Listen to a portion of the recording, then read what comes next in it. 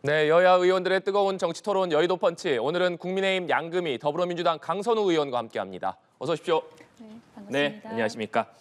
본격적인 여의도 펀치 시작하기 전에 잠시 이재명 대표 피습 사건부터 좀 짚어보겠습니다. 오늘 오전에 이재명 대표 수술 집도의가 순조롭게 회복 중이다. 이렇게 직접 브리핑을 하기도 했는데 강선우 의원님, 현재 이재명 대표의 건강 상태는 좀 어떻습니까? 그 브리핑에서 들으셨다시피 네. 처음에 굉장히 엄중한 그런 상황이었습니다. 위험한 상황이었고요. 그래서 이제 부산대와 서울대 의료진 간에 이제 협의로 인해서 서울대로 옮겨서 수술을 했고요. 그리고 중환자실에 계속 있었죠. 중환자실에 있은 다음에 지금 현재 이제 일반 병실로 네. 옮긴 상태이긴 하나 그러나 여러 가지 2차 감염이라든지 합병증 우려가 있어서 좀 지켜봐야 하는 것이고 그리고 또 이재명 대표께서 단식을 좀 오랫동안 네. 하지 않으셨습니까? 그래서 여러 가지 검사나 이런 데서 드러나지 않은 혹시 모를 여러 가지 위험에 대해서도 잘 지켜봐야 될 것 같습니다. 지금 현재 여러 가지 이야기가 나오기 있긴 하지만 우선은 이재명 대표의 건강 회복이 우선입니다. 네, 알겠습니다. 이재명 대표 피습과 관련해서 죄송합니다. 국민의힘은 음모론과 가짜뉴스에 강력하게 대응하겠다 이렇게 밝혔고 민주당에서는 가짜뉴스에 대응하기 위한 당 차원의 대책 기구를 만들기로 했습니다. 지금 어떤 문제의식 때문에 양당이 이런 대처에 나섰는지 양금희 의원님 보니까 국민의힘에서도 이 가짜뉴스 음모론 강력하게 좀 경계하고 나섰더라고요. 우선 저 방송하기 전에 제가 그 대구시당 위원장으로서 우리 신년 인사회 네. 때도 이재명 대표의 빠른 쾌유를 빈다고 제가 먼저 시작을 인사를 했었는데요. 오늘도 일단 그 인사로 먼저 가늠을 하겠습니다. 오늘 그 서울대 교수님께서 순조롭게 회복되고 있다라고 하는 말씀을 들으면서 저도 상당히 안심을 네. 했습니다. 우선적으로 지금 현재 민주당도 그렇고 우리 국민의힘도 그렇고 이 업무론과 관련되어져서 굉장히 강력한 대책을 내놔야 되겠다고 생각하는 이면에는 각 지지층이라고 해야 될지 아니면 또 팬덤층이라고 얘기해야 될지 굉장히 많은 이야기들과 업무론들이 사실 SNS를 통해서 굉장히 많은 그 이야기들이 만들어지고 있는 게 지금 현재의 사실입니다. 예를 들면은 지금 피의자라고 얘기해야 되죠. 그분이 국민의힘의 당원이냐 아니면 민주당의 당원이냐 이것 가지고도 지금 그걸 가지고 그렇기 때문에 이렇게 됐다 온갖 이야기들이 만들어서 나오는 또 심지어는 자작극일 수 있다라고 또 얘기하는 팀들 그러니까 여러 가지 이야기들이 많이 만들어서 나오는데 네. 사실 이게 정치인에 대한 테러는 저는 민주주의 사회에서는 어떠한 명분으로도 일어나서는 되지 않는 일이었고 또 그런 일들이 저는 이런 일들이 계속 반복해서 재생산되어지는 문제가 결국은 정치의 태보를 만들어낸다고 생각을 하고 국민 통합에 방해가 된다고 생각하기 때문에 우리 당도 마찬가지고 민주당도 그렇게 지금 대책을 이야기를 하고 있는 거고요. 그리고 이 문제를 바라보면서 오늘 한동훈 비대위원장을 죽이겠다라고 하는 협박이 있었고 그 사람이 이제 빨리 체포가 되기는 했습니다. 근데 제가 이걸 보면서 느낀 게 뭐냐면 예전에 성남이나 아니면 관악구에서 그 일면식도 없는 사람을 그러니까 살해하겠다라고 하는 글들이 많이 올라오는 그런 모방 범죄들이 사실은 뒤에 굉장히 많이 있어 왔지 않습니까?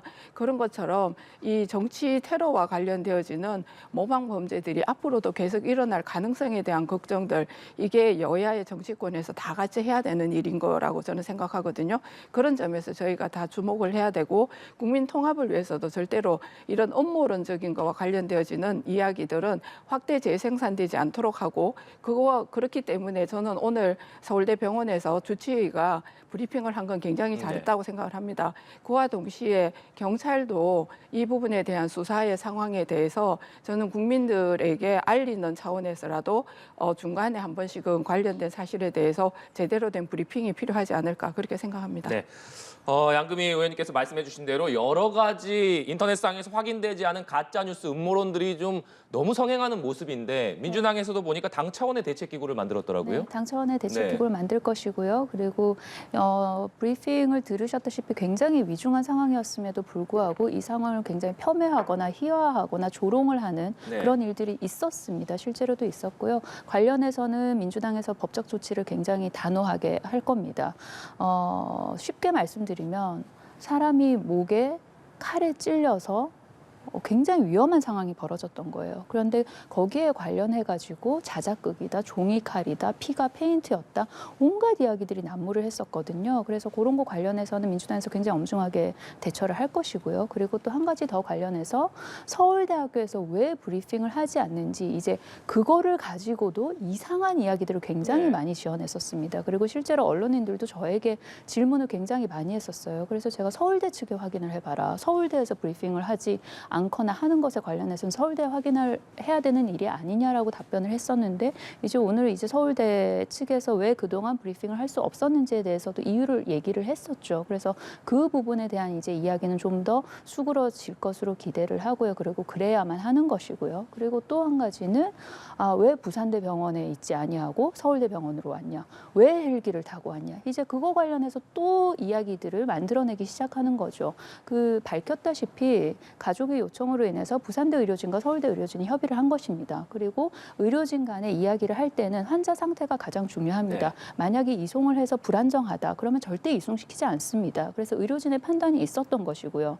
그리고 왜 헬기를 탔느냐? 응급의료 체계에 맞게 절차에 맞게 다 한 것입니다. 그리고 상식적으로도 판단을 해보자고요. 부산에서 서울을 오는 방법은 두 가지가 있겠죠. 응급차를 타고 오거나 헬기를 타고 오거나 그러면 응급차를 타고 오는 상황을 가정을 해보자고요.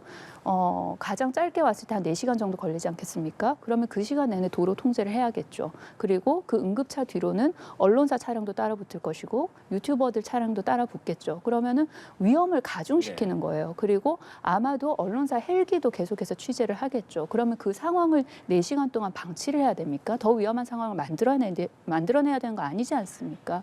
그래서 좀 상식적으로 차분하게 생각을 좀 했으면 좋겠습니다. 네, 알겠습니다. 그리고 범인의 당정 문제를 놓고 인터넷상에서 여러 가지 얘기가 오갔고 또 논란이 되는 모습입니다. 사실상 이 사람이 어떤 당적을 가지고 있느냐 이 문제가 뭐 본질적인 문제는 아니겠습니다만 여야 모두 이 문제를 약간 민감하게 좀 바라보고 있고 경찰에도 경찰 측의 요청에 의해서 여야 모두 이 사람이 어떤 당적을 가지고 있는지를 확인한 것으로 알고 있는데 이 부분에 대해서 양금희 의원님 어떻게 보십니까? 안 그래도 저희 당에도 네. 아마 경찰에서 요청이 와서 중앙당에서 확인하고 그 내용을 알려준 걸로 알고 있고요.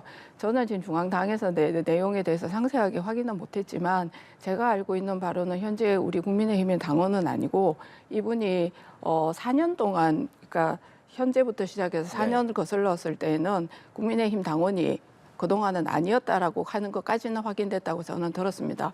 그런데 이 지점에서 민주당 당원이냐 아니면 국민의힘의 당원이냐 이런 게 중요한 게 아니고 아까도 제가 말씀드렸다시피 민주주의 사회에서 어떠한 형태의 폭력이라도 다른 사람의 목숨을 앗아가려고 하는 그런 의도를 가지고 있는 폭력을 행사하는 것에 대해서는 단호하게 네. 대처를 해야 된다라고 하는 게 사실은 저나 우리 국민의힘의 생각입니다. 그렇기 때문에 이게 이분이 어떤 당적을 갖고 있었느냐 하는 문제 자체는 본질을 흐리게 하는 거고 또 이것 때문에 저는 계속 음모론이 확대 생산될 수 있다고 생각합니다. 그래서 이러한 부분에 대해서 이미 우리 국민의힘이나 아니면 민주당 쪽에서 경찰에서 확인된 내용이 있으면 아까도 제가 말씀드렸다시피 그냥 브리핑을 정확하게 사실관계를 확인해 주는 거 이런 것들도 필요한 일이라고 생각합니다. 네, 강 의원님께서 어떻게 보십니까?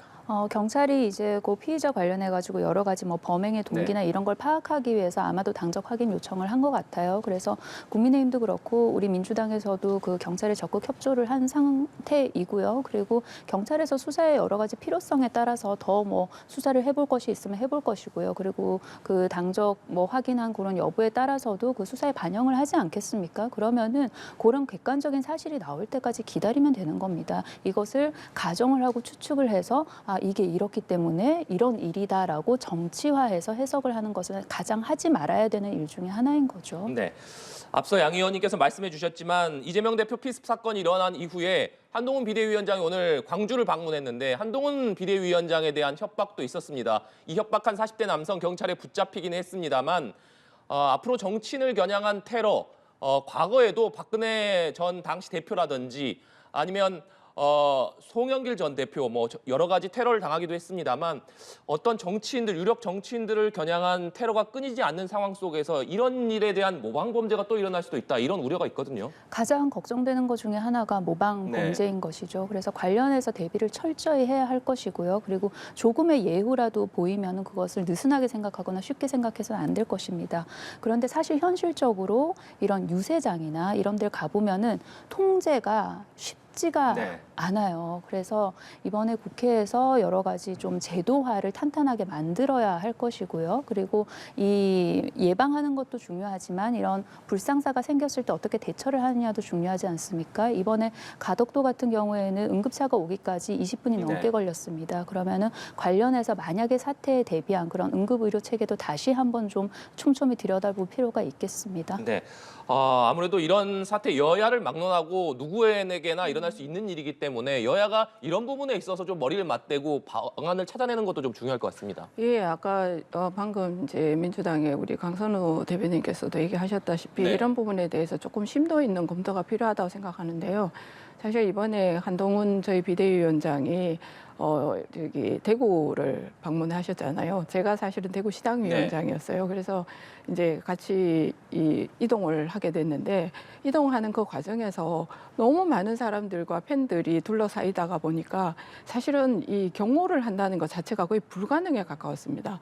저도 너무 많은 사람들에 밀려서 또 이렇게 다니다시피 해서 이동을 했었던 생각이 나고 굉장히 그때 제가 걱정했었던 게 혹시나 사고가 일어나서 다치는 사람이 있을까 봐 굉장히 걱정했습니다. 그때도. 그래서 이런 부분에 대해서 저희가 뭐 정치인이든 또는 뭐 정치를 떠나서 연예인이든 아니면 어떤 그런 팬덤성을 네. 구성하고 있는 사람들에 대한 부분에 대해서 앞으로는 이런 걸 어떻게 하면 좀 더 이렇게 이런 이제 불상사가 생기지 않도록 저희가 예방할 수 있을까 하는 부분에 대해서 조금 집중해서 봐야 될 것 같고요. 그리고 이런 이제 일이 생겼을 때 저희 국민들도 어떤 생각을 해야 되느냐 하면 우리가 아끼는 사람이잖아요.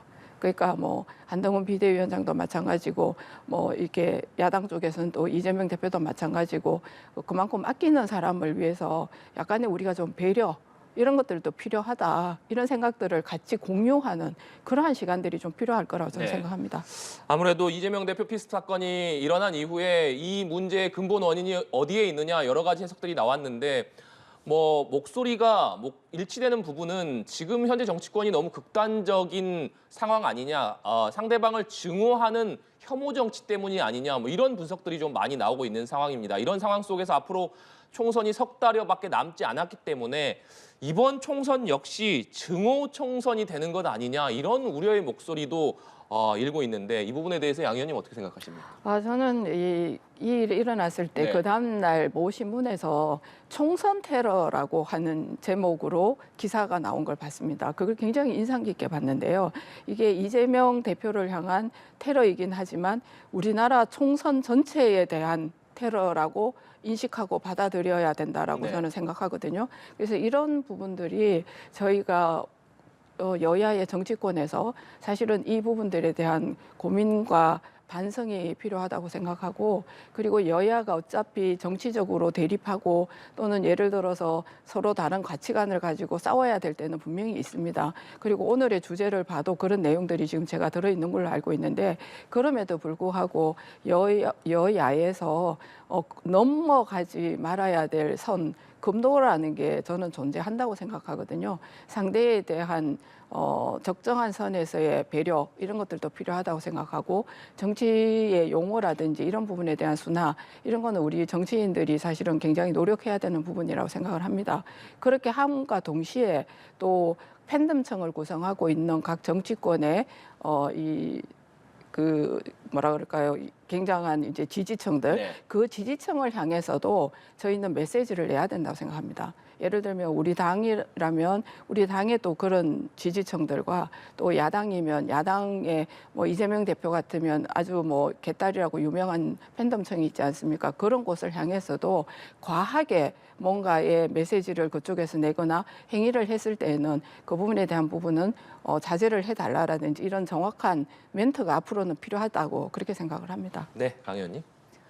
극단적인 말들이 오감으로 인해서 그 결과가 뭐가 나오냐면 미래에 대한 비전이 부재가 되는 결과를 낳는 것이거든요. 그러니까 이 현안에 대한 공방 그리고 서로 다른 가치에 대한 공방만 오감으로써 앞으로 뭐를 하겠다는 이야기를 할 룸이 점점 없어지는 거예요. 그래서 여야가 함께 정말 마음을 모아서 그런 이야기를 할 수 있는 룸을 의식적으로 노력해서 만들어내지 않으면 굉장히 힘들 겁니다. 왜냐하면은 사회 전체 분위기가 그렇게 흘러가고 있지 않습니까? 우리 사회 가장 큰 문제 중에 하나가 양극화인 것이고, 그리고 그 양극화 내에서도 하나의 집단 내에서도 다시 이원화가 되잖아요. 그러니까 무한 경쟁 시대에 돌입을 하고 경쟁 압박을 받고 정치권 내에서도 그냥 비슷한 모습이 일어나는 거예요. 그래서 의식적인 노력 없이는 굉장히 해결되기는 요원한 문제이기 때문에 여야 없이 함께 좀 의식적으로 노력을 해야 됩니다. 네, 알겠습니다.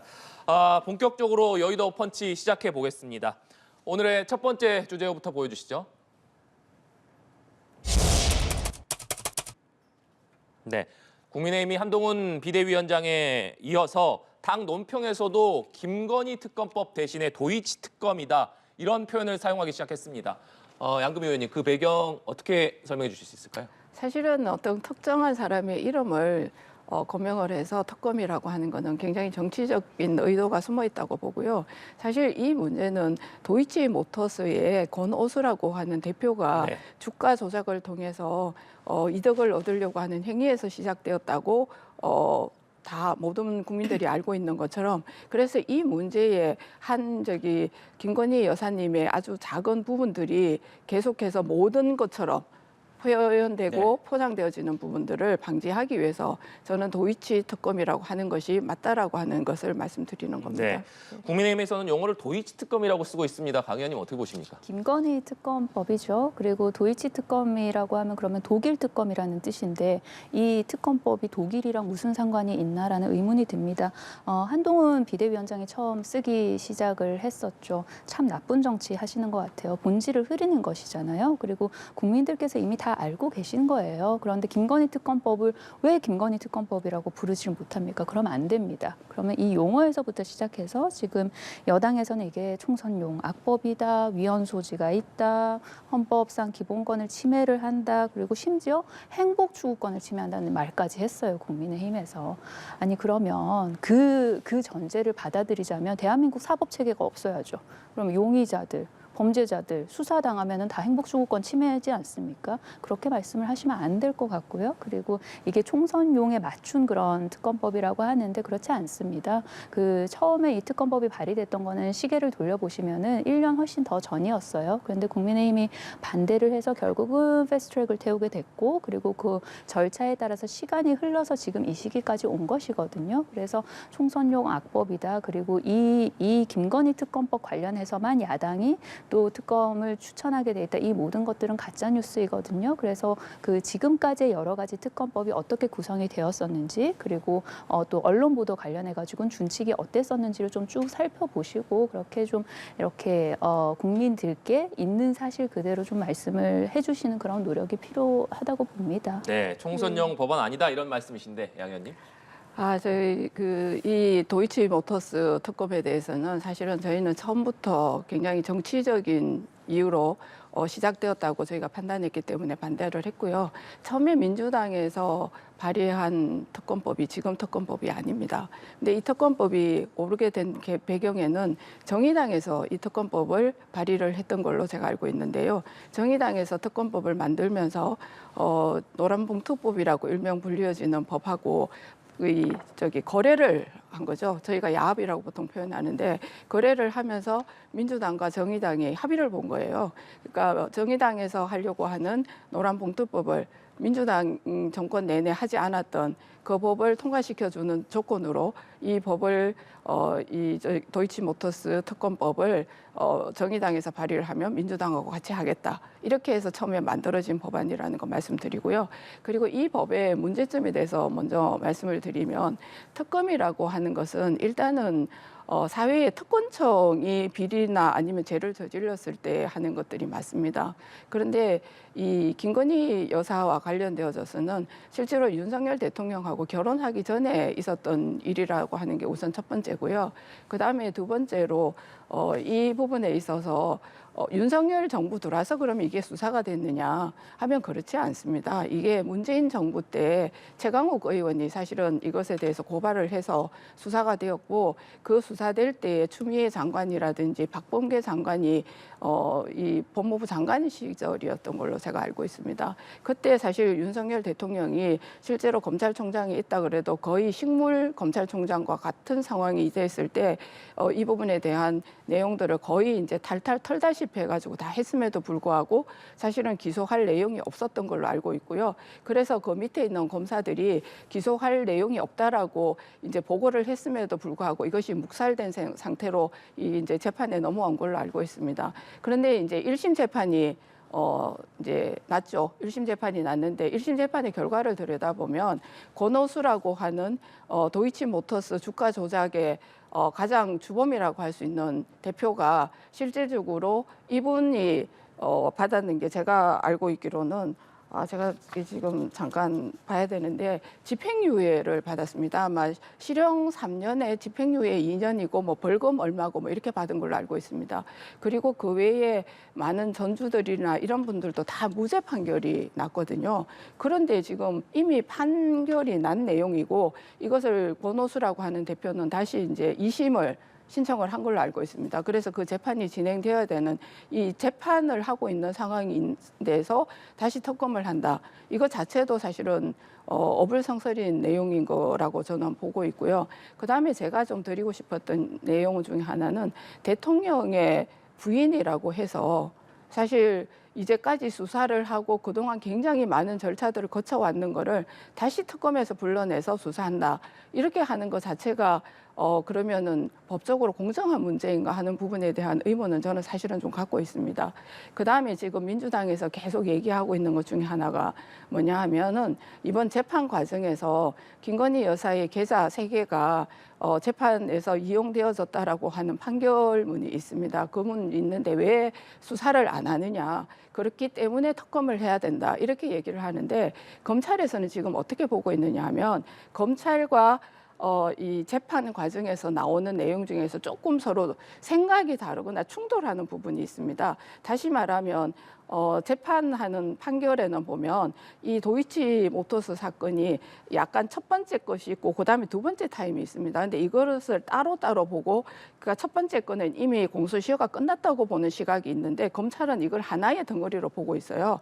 그러다 보니까 아직 공소시효가 끝나지 않았다고 보는 검찰의 시각이 있고 그다음에 두 번째로는 재판 과정에서 나오고 있는 내용들을 2심에서 결과가 나오면 그 결과를 가지고 참고로 해서 검찰의 수사를 진행하고 종결 지으려고 하고 있다라고 하는 사실이에요. 그런데 이거를 갑자기 불러내서 특검을 한다는 사실도 굉장히 이례적인 사실이고 그다음에 이 특검법에 또 문제가 뭐냐면 일단은 묻지마 정의당에서 2사람을 추천하고 추천한 사람을 대통령께서 임명하는 거예요. 그러면은 정의당이나 민주당에서 추천하는 특별검사가 그러면 정치적 중립을 가질 수 있느냐 하는 문제에 대해서 모든 사람이 의문을 가질 수밖에 없고요. 그리고 또 묻지마 수사 범위입니다. 수사 범위도 한정적으로 정해져 있는 것이 아니고 계속해서 별건 수사가 가능하도록 돼 있어요. 그보다 더 큰 문제는 뭐냐면 수사와 관련되어지는 내용들을 계속 브리핑을 할 수 있게 돼 있습니다. 아까 제가 강선호 의원님께서 이재명 대표 피습과 관련해서 말씀하시면서 굉장히 공감 갔던 게 뭐냐면 앞으로 우리가 정치에 있어서 나아가야 될 방향이라고 하는 것은 미래의 비전을 이야기하는 특히 정책과 관련되어지는 이야기를 하는 것들이 저는 굉장히 필요하다고 생각하는데 만약에 이 법이 특검을 받아들여서 특검을 총선 기간 내내 하게 된다면 사실은 정책이라든지 이런 건 다 묻혀지고 결국은 남는 거는 특검에 관한 논란만 남게 될 겁니다. 그렇게 되면 사실은 국민의 선택권을 저희가 없애는 거나 똑같은 거거든요. 그래서 이러한 부분에 대해서 저희가 이야기를 하는 거지 사실 뭐 이 민주당에서 지금 얘기하고 있는 내용 중에서 이거를 갖다가 정치적으로 굉장히 이용을 하겠다라고 하는 너무나 뻔한 저희들이 보인다는 사실입니다. 네, 양 의원님께서 여러 번 말씀해 주셨는데 강 의원님 반론 들어보겠습니다. 더불어민주당은 이번 총선을 김건희 특검으로 치를 생각이 전혀 없고요. 그리고 지금까지 민생 관련해서 꾸준히 총선 공약이나 정책을 발표를 해오고 있습니다. 있습니다. 그래서 총선 때까지 그런 행보로 국민의 그런 평가를 받을 계획입니다. 더불어민주당 그리고 야당만 이렇게 추천을 할 수 있어서 이게 굉장히 불공정한 이례적인 그런 김건희 특검법이다라고 그런 주장들이 있는데 예전에 그 내곡동 사저 부지 특검법도 야당만 추천을 했었고요. 그리고 최순실 특검법도 야당만 추천을 했었습니다. 또 드루킹 특검법도 마찬가지였고요. 그리고 언론 관련해 가지고 보시면은 다른 특검법도 이제 똑같은 조항이 있었어요. 최순실 특검법도 언론 브리핑이 가능을 했었고 드루킹 특검법도 그랬고요. 그리고 이해람 중사 특검법도 그랬습니다. 그 조항이 뭐냐면요. 사건의 대국민 보고입니다. 그래서 이게 무슨 어떤 상황을 생중계하고 피의 사실을 알리고 그런 게 아닙니다. 보시면은 특별검사 또는 특별검사의 명을 받은 특별검사본은 제2조 각호의 사건에 대해 국민의 알 권리 보장을 위해 피의 사실 외에 수사 과정에 관한 언론 브리핑을 실시할 수 있다라는 그런 조항이거든요. 그래서 일각에서 그렇게 걱정을 하듯이 이것만으로 민주당이 총선을 치른다 아니면은 수사에 관련된 모든 피의 사실 포함해서 그것이 생중계가 될 것이다. 그래서 총선에 악영향을 미칠 것이다. 그런 것들은 사실이 아니고요. 그리고 이번 특검뿐만이 아니라 이전에 많은 특검들이 이미 야당에서만 특검을 추천하는 그런 특검법들이 있었다라는 말씀드립니다. 네. 쌍특검 법안이 국회에서 정부로 이송되게 되면 윤석열 대통령이 거부권 행사를 검토하게 되는데 대통령실에서는 뭐 넘어오는 대로 거부권을 행사하겠다 이런 방침은 이미 밝힌 상황입니다. 이런 상황 속에서 거부권 행사 필요성에 대한 신년 여론조사 결과가 있었는데 이 내용 잠시 짚어보겠습니다. 한국갤럽이 중앙일보 의뢰로 지난달 29일부터 30일까지 성인 남녀 1,001명에게 물은 결과입니다. 자세한 내용은 중앙선거여론조사 심의위원회 홈페이지에서 확인하실 수가 있는데요. 특검법 거부권 행사와 관련해서 행사하지 말아야 한다는 답변이 65%, 행사해야 된다라는 답변이 25%로 조사가 됐습니다. 또 주목할 만한 내용이 지역별 여론조사 결과가 있는데 이 내용을 보면 상대방이 50% 이상 반대 여론이 있는 가운데서도 특히나 대구 경북 지역이 56%의 반대 여론이 조사가 됐다. 이 부분도 좀 주목할 만한 내용인 것 같습니다. 양 의원님께서도 뭐 대구 현역 의원이시니까 아무래도 뭐 이 한 가지 여론조사 결과를 가지고 뭐 가부를 결정할 수는 없겠습니다만 아무래도 여론조사에서 이렇게 반대 여론이 높은 상황이기 때문에 대통령실로서도 즉각적인 거부권을 행사하기에는 좀 부담이 있지 않을 것이냐 뭐 이런 얘기들이 나오거든요. 어떻게 보십니까? 저는 이제 이 부분을 얘기하기 전에 조금 더 말씀드려야 될 게 아까 이제 강선우 대표님께서 이 이제 정책과 관련되어지는 총선을 치를 수 있다라고 얘기하셨는데 저는 언론의 특성상 지면의 한계 그리고 지금 방송을 하고 있지만 방송 시간의 한계 때문에 실질적으로 중요한 것들만 다뤄지게 됩니다. 이번에 이재명 대표 피습 사건이 일어나고 난 다음에 모든 방송이 다 거기가 주제였지 않습니까? 그것처럼 이것도 그렇게 될 수밖에 없다라고 하는 현실적인 한계를 제가 얘기하는 거지 사실은 민주당에서 뭐 관련된 정책을 내놓지 않을 거라고 제가 하는 얘기는 분명히 아니다라는 사실을 일단 말씀드리고요. 그다음에 두 번째로 지금 이제 이런 그 여론에서 그런 결과가 나오는 것 중에는 저는 당연히 우리나라 모든 국민들이 이 그 특권층에 대해서 특권층의 문제나 비리나 이런 거에 대한 부분에 대해서는 굉장히 엄중하게 바라보고 계신다라고 하는 사실을 다 저를 비롯한 정치권에서 사실은 알고 있습니다. 그럼에도 불구하고 저는 이게 어떻게 보면은 지금의 어떤 그 도이치모터스 특검과 관련되어져서는 헌법적 정신에 있어서 저는 문제가 있다고 바라보는 시각을 갖고 있습니다. 그러면 우리의 입장에서 바라봤을 때는 법치적이거나 아니면 합리적이거나 이러한 부분에 있어서의 대국민 설득이 더 필요하다고 생각을 하고 그 부분에 대해서 국민들께 설명할 수 있는 시간을 더 많이 가져야 한다고 저희들은 생각하고 있지 이것을 받아들이는 것이 국민들의 뜻을 따라가는 것이라고 생각하지는 않습니다. 네, 강선우 의원님. 국민들의 목소리를 조금 더 면밀하게 살피고 들어보셨으면 좋겠어요. 그런데 윤석열 대통령께서 그 용산에서 이제 특검법이 통과되자마자 거부권을 행사할 것이다라는 입장을 밝히지 않았습니까? 아니 국민 여론이 저러하고 그리고 국회에서 특검법을 통과를 시켰는데 그런데 어떻게 그렇게 뭐 다만 며칠이라도 고민하는 그 작은 제스처조차 없이 그렇게 하는지 모르겠어요. 역대 특검법을 쭉 보시면 특히 본인 가족 관련된 그런 특검법을 거부권을 행사한 적이 없습니다. 국민적인 의구심이 굉장히 높은 상황이고요. 그리고 특검에 대한 요구도 높습니다. 그럼 대통령께서 이거를 보셔야 된다고 저는 생각해요. 네. 강선호 의원님께서도 얘기해 주셨지만 오늘 민주당 박주민 원내수석도 그런 얘기를 했더라고요. 본인과 가족에 대한 이게 거부권 행사가 성립될 수가 없다. 민주당에서는 이렇게 주장하고 있는데 이 부분은 어떻게 보십니까? 저는 그것도 일종의 민주당에서 지어놓은 프레임이라고 생각하고요. 대통령이 부인의 남편이기만 한 건 아니지 않습니까? 국정을 운영하는 최고 통수권자로서 사실 그 부분에 대한 내용들에 대해서 판단을 하실 거라고 생각을 하고요. 그거는 윤석열 대통령을 너무 뭐라고 그럴까요?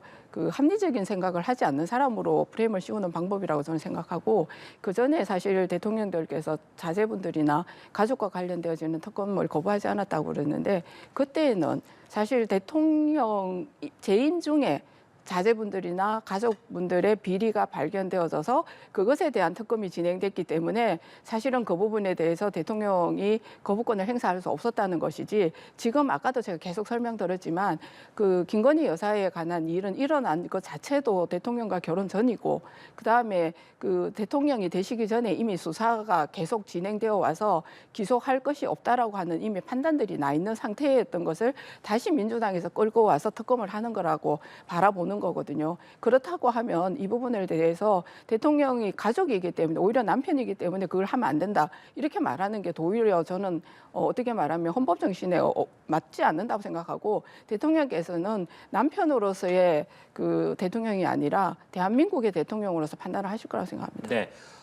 김진표 국회의장이 쌍특검 법안뿐만 아니라 통상 국회 법안을 묶어서 금요일 즈음에 통상적으로 정부에 이송을 한다고 합니다. 그렇기 때문에 쌍특검 법안도 이르면 내일이면 정부에 송부되지 않을까 이런 예상이 나오고 있고 대통령실에서는 즉각적으로 거부권을 행사하겠다 이런 입장을 밝혔기 때문에 조만간 국회로 이 쌍특검 법안이 다시 넘어올 가능성이 높은데 그렇다면 국회로 넘어온 이 쌍특검 법안이 언제 재의결될 것이냐 이번 임시국회 안에서 가능할 것이냐 일각에서는 2월 임시국회가 열릴 것이다 뭐 이런 얘기도 나오고 있는데 그 재의결 시점에 대해서는 어떻게 보고 계십니까? 우선 아직은 절차가 그렇게 네. 진행되지 않았고 그리고 현재 대통령실에서 거부권을 행사하지 않은 시점이기 때문에 모든 것을 가정을 해놓고 그렇다면 이뤘을 때는 어떻게 할 것이냐 이 시점은 언제 될 것이냐 그런 걸 논하기엔 조금 이른 것 같긴 합니다.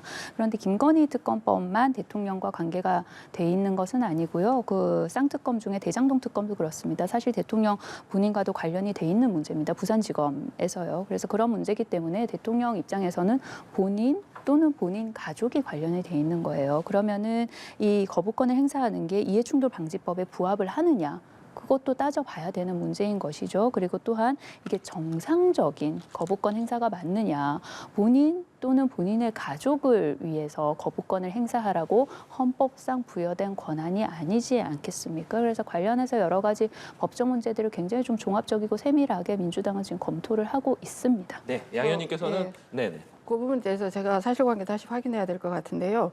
그 상특검 얘기하실 때 그 대장동 관련해 가지고 대통령께서 부산지검에 있을 때 얘기를 하셨는데 그 부분은 이미 가짜 뉴스라고 하는 게 밝혀졌습니다. 커피 왜 타주셨어요? 이렇게 얘기했고 그 부분에 있어서는 가짜 연기자까지 동원시켜 가지고 해서 방송이 일어났던 거 분명히 밝혀진 사실이라는 거 알려드리겠습니다. 네, 재의결 시점과 관련해서 양 의원님은 어떻게 보고 계십니까? 저는 재해결 시점과 관련해서 야당 쪽에서는 최대한 시간을 끌어서 총선 시점까지 끌고 가려고 할 거라고 저는 생각을 합니다. 그래서 만약에 저희가 이제 제2권이 넘어왔을 때 예전에 대부분 뭐 간호법이라든지 그다음에 뭐 양곡관리법이라든지 이런 부분을 할 때는 넘어오자마자 사실은 하는 표결을 했지 않습니까? 근데 지금 현재 민주당에서 나오고 있는 거는 권한쟁의 심판 청구도 검토하고 있다고 하고요. 그렇게 되면 그 권한쟁의 심판 청구 결과가 나올 때까지 저희가 제의를 못 하게 되면 시간이 결국은 걸릴 거고 총선에 가까이 가서 결국은 제의를 하게 될 거고 그렇게 되면은 그것이 대통령의 거부권을 극대화시켜 가지고 국민들과 함께 그런 모습을 보여주는 것으로 총선을 치르겠다라고 하는 그러한 계산이라고 저는 바라보시는 거죠. 예. 네, 알겠습니다. 결국 여러 네. 가지 판단을 하실 주체는 국민들이신 것이죠. 그러니까 그 여러 가지 관련해서 판단의 몫은 이제 국민들께서 총선에서 그런 판단을 하시리라고 저는 생각을 합니다. 그리고 우리 양금희 의원님 말씀 주셨듯이 그것이 가짜 뉴스인지 그리고 또한 그 김건희 특검 관련해서도 이미 뭐 여러 가지가 다 무혐의로 밝혀졌다고 말씀하셨는데 그게 정말 사실이라면 특검을 통해서 그것을 다시 한번 증명을 하면 대통령에게도 오히려 더 좋은 거 아니겠습니까? 네, 알겠습니다. 여의도 펀치 저희 두 번째 주제로 넘어가 볼 텐데요. 김정은 국무위원장이 최근에 남북을 적대적인 두 국가로 규정을 했습니다. 관련된 발언 듣고 대담 이어가도록 하겠습니다. 북남 관계는 더 이상 동족 관계, 동질 관계가 아닌 적대적인 두 국가 관계, 전쟁 중에 있는 두 교전국 관계로 완전히 고착되었습니다. 흡수 통일, 체제 통일을 국책으로 정한 대한민국 것들과는 그 언제 가도 통일이 성사될 수 없다는 것입니다. 네, 듣고 오셨지만 남북 관계는 동족 관계가 아니라 적대적인 교전국 관계다. 대한민국과는 언제가 가더라도 통일이 이루어질 수 없다. 이런 발언을 했습니다. 새해 초부터 북한이 대한민국을 향해서 위협 수위를 상당히 높이고 있고 무엇보다 동족이 아니라 적대적인 교전국 관계다 이렇게 규정을 한 이후에 북한에서도 이에 발맞춰서 속속 후속 움직임이 이루어지고 있는 상황인데 먼저 김정은 국무위원장이 이렇게 새해 벽두부터 강도 높은 발언을 내놓는 배경에 대해서 양 의원님은 어떻게 보십니까? 사실은 저는 첫 번째로는 지금 현재 북한의 상황들이 네. 경제적 상황이 굉장히 어렵지 않습니까? 그것에 있어서 내부 단속용일 거라고 생각을 일단 하고요. 그 다음에 이제 두 번째로 지금 민주당에서는 양비론을 얘기를 하고 있습니다. 이 부분에 대해서 우선 북한의 그런 멘트에 대해서 굉장히 이제 잘못된 것이라고 말씀하시면서 동시에 윤석열 정부에서 강경한 대북 정책 때문에 이런 결과가 나왔다라고 얘기를 하고 계시지 않습니까? 근데 그 부분에 대해서 제가 드리고 싶은 얘기가 있습니다. 사실 그러면은 문재인 정부 내내 5년 내내 사실 북한하고 잘 지내기 위해서 굉장히 자주 만났고 또 뭐 협의도 합의서도 만들어내고 이런 과정들을 쭉 거쳤습니다.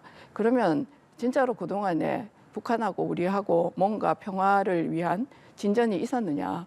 저는 절대로 그렇게 보지 않습니다. 왜 그렇게 보지 않느냐 하면 우선 첫 번째로 북한이 핵무기 만드는 걸 포기하지 않았습니다. 그리고 핵무기를 만들기 위해서 굉장히 많은 노력들을 했고 핵무기만 만들었느냐 아니면 핵무기를 운반하기 위한 이 위성을 쏘는 거 그거와 관련해서 굉장히 많은 공을 들였고 사실은 위성 발사 관련한 어떤 실험도 여러 차례 있어 왔지 않습니까? 그런데 우리나라 같은 경우는 핵무장을 할 수 없는 나라입니다. 그렇죠? 그러니까 완전히 어떻게 말하면은 비대칭 전력에 있어서 우려를 하는 그런 상황들이 있었는데 그뿐만이 아닙니다. 또 문재인 정부 내내 뭐 개성 관련한 에서 폭파가 되는 일도 있었죠. 그다음에 또 문재인 대통령 보고 삶은 소대가리라고 하는 욕도 들어야 했고 그다음에 또 서해 공무원 피살 사건 같은 거 다 국민들이 기억하실 겁니다. 그렇게 했다는 것 자체가 북한이 우리랑 어떤 평화를 진정으로 원하느냐 저는 그게 아니라고 보고 사실 북한과 우리나라의 문제에 있어서 조금 더 근본적으로 제가 얘기하고 싶은 거는 뭐냐면 북한은 일국가 이체제를 원합니다. 통일에 있어서도. 그런데 우리나라는 일국가 이체제의 통일을 원하지 않습니다. 전혀 통일을 바라보는 시각이 일단 다르다는 겁니다. 그다음에 두 번째로 저희가 북한과 관련해서 문재인 정부 내내 사실은 북한 인권재단을 만드는 게 법적으로 다 만들어져 있음에도 재단이 출범하지 못했습니다. 지금도 우리가 그걸 출범하지 못해요. 왜냐하면 야당에서 이사를 추천 안 하기 때문에. 그러면 우리가 헌법 정신으로 들여다봤을 때 북한과 우리나라에 있어서 북한 주민에 대한 인권 문제 이거는 헌법적인 차원의 문제입니다. 그것 자체를 다 양보해서 그럼 우리가 얻어낸 게 뭐냐? 그 부분에 대한 심각한 고민이 필요하다고 저는 생각합니다. 네, 강선우 의원님. 연초부터 남북 관계가 굉장히 위태롭죠. 지금 윤석열 정권 집권 3년 차입니다. 그러면 윤석열 정권이 지금까지 했던 대북 정책 관련해서 좀 토파볼 그런 시기가 아닌가라는 생각이 듭니다. 민주당에서 양비론이라고 이제 그런 말씀을 하시는데 그 1차적인 책임, 첫 번째 책임은 북한입니다. 북한의 이런 호전적인 태도 그리고 평화 유지에 어떤 반하는 그런 언행들, 행태들인 것이죠. 그리고 정부 여당의 이게 양비론이 아닙니다. 정부 여당이 하는 이야기는 그겁니다. 이게 힘에 의한 그런 평화를 계속 기조로 가지고 있지 않습니까? 그 사실 평화를 유지하는 데는 그 한 가지 정책만으로는 부족한 것이죠. 그러니까 균형점을 찾으라는 것입니다. 힘을 더 키우는 거, 네, 알겠습니다. 그리고 동시에 그들이 가진 힘, 상대방이 가진 힘에 대해서 어떻게 컨트롤을 해나갈 것인가. 그러면은 그것을 컨트롤하는 방법은 여러 가지가 있는 것이죠. 그리고 그 여러 가지 방법 중에 대화도 있는 것이고요. 그리고 다각적인 어떤 외교도 있는 것이고요. 그래서 그 균형점을 찾아가라는 그런 비판의 목소리였지. 아, 당신도 잘못했고 당신도 잘못했고 그리고 생각해보니까 이것은 윤석열 정부 탓이야. 이게 아닙니다. 네. 김정은 국무위원장 발언 이후에 국민의힘 윤재욱 원내대표가 이런 얘기를 하기도 했습니다. 야권이 내심 북한이 충돌을 일으켜서 정부를 탓할 소재를 제공하기를 바라는 걸 아닌가 의심된다. 이런 얘기를 하기도 했거든요. 이 부분은 어떻게 들으셨습니까? 윤재욱 원내대표님께 우선 2023년이라는 말씀을 드립니다. 그리고 야당에게 이런 말씀 하시면 안 되죠. 그리고 이거는 국민의 어떤 의식 수준을 굉장히 낮게 보는 그런 발언입니다. 그 21세기 대한민국에서 정말 막 무비판적으로 북한을 지지하거나 그런 사람이 어디 있겠습니까? 그리고 이런 식으로 도발을 해가지고 뭔가 우리가 정치적인 이득을 얻겠다라는 그런 생각을 하는 사람이 어디 있겠습니까? 그리고 또한 그랬다고 한들 국민들께서 그거를 모르시겠습니까? 그래서 야당이나 국민을 조금 더 존중하는 그런 입장에서 말씀을 해주시는 게 옳다라고 생각합니다. 네, 양 의원님 말씀 그 점에서 들어보겠습니다. 저는 네. 조금 드리고 싶은 얘기가 윤석열 정부가 그러면 북한하고의 관계를 만들어가는 데 있어서 강한 드라이브만 걸었느냐, 절대로 그렇지 않습니다. 이산가족 3공의 문제도 이미 북한에다가 제안을 했고, 그다음에 대화의 채널을 만들려고 지금 계속 이야기를 하고 있고, 북한에서 경제적으로 어떤 도움이 필요하다면 무조건적으로 도와주겠다라고 하는 제안도 저는 한 걸로 알고 있습니다. 그렇게 했음에도 불구하고 지금 북한이 저렇게 나오는 데에는 우리가 한미 동맹의 굳건한 동맹을 기반으로 해서 핵과 관련되어지는 어떤 안전 장치들을 만들어 나가는 부분, 이 부분에 대한 반발이라고 저희는 바라보고 있거든요. 그래 일단 그런 부분이라는 사실을 말씀드리겠고, 또 사실 저희가 북한과 관련해서 어떤 문제든 전 세계의 역사를 통틀어 봐도 힘을 가지지 않는 평화는 절대로 지켜지지 않습니다. 그래서 저희가 기본적으로 전쟁이 났을 때 우리 국민을 지켜낼 수 있는 자주국방의 어떤 자세, 정신, 그리고 무기 체계, 국방 체계를 다 갖추어 놓고 그러고 난 이후에 적과에 관련해 있어서 좀 더 평화적으로 이 문제를 해결하기 위해서 어떤 행위를 한다든가 하는 것들이 필요한 것이지, 우리가 이런 부분에 대한 준비가 없이 말로만 평화를 한다고 해서, 그걸 저희가 보통 가짜 평화라고 하잖아요. 평화를 한다고 해서 평화가 이루어지는 건 아닙니다. 포에니 전쟁, 3차 전쟁에도 보면 결과적으로 그런 결과물이 나왔다는 것을 알 수 있습니다. 네, 알겠습니다. 오늘 여의도 펀치 두 분 말씀은 여기까지 듣도록 하겠습니다. 지금까지 국민의힘 양금희 더불어민주당 강선호 의원과 얘기 나눠봤습니다. 오늘 말씀 고맙습니다.